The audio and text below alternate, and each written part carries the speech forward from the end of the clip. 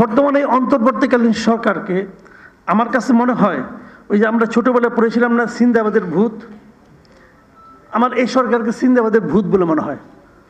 কাঁধে তো উঠে বসেছে, নামাবেন কিভাবে এটা ভাবেন আগে, কারণ ওনারা বসে এত আরাম পেয়ে গেছে যে আর নামতে চায় না। এখন ওনাদের লক্ষ্য হলো যদি আমি 2 দিনও বেশি থাকতে পারি তাহলে 2 ফাইলে সিগনেচার করা যাবে, ওই সিগনেচার থেকে কিছু আসবে।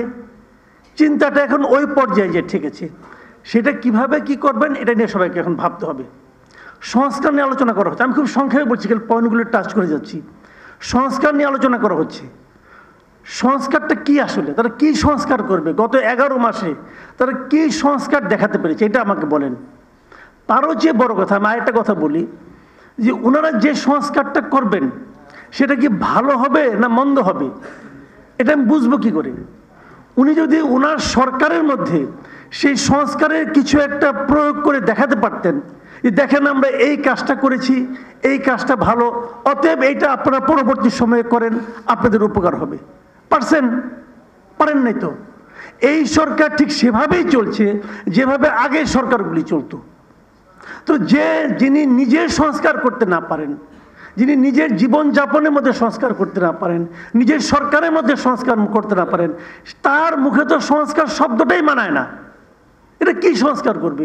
কতগুলো ভাড়াটে বুদ্ধিজীবী নিয়ে আসছে বিদেশ থেকে, কতগুলি এনজিও নিয়ে আসছে।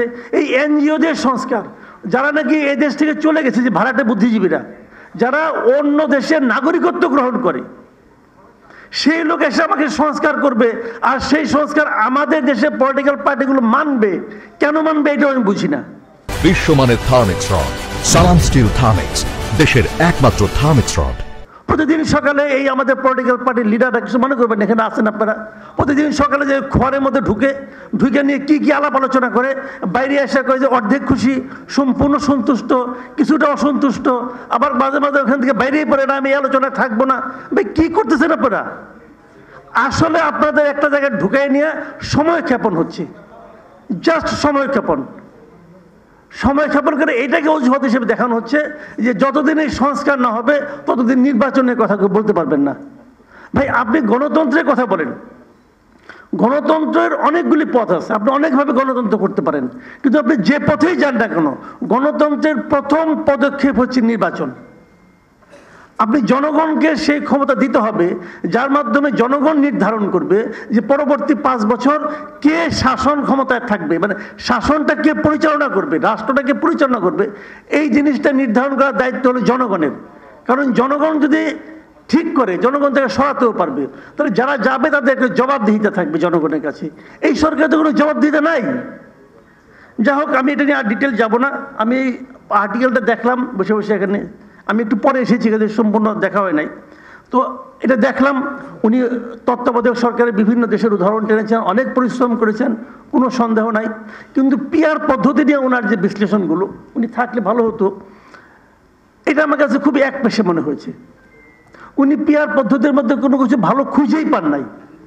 কেন খুঁজে পেলেন না ভাই? তাহলে 91টা দেশ এই মুহূর্তে বিশ্বে, তারা কি খারাপ জেনেও এটা করতেছেন? এটা কেন হবে ভাই? ভালো মন্দ দুইটাই তো থাকবে। আপনি ভালোগুলি বলেন, মন্দটাও বলেন।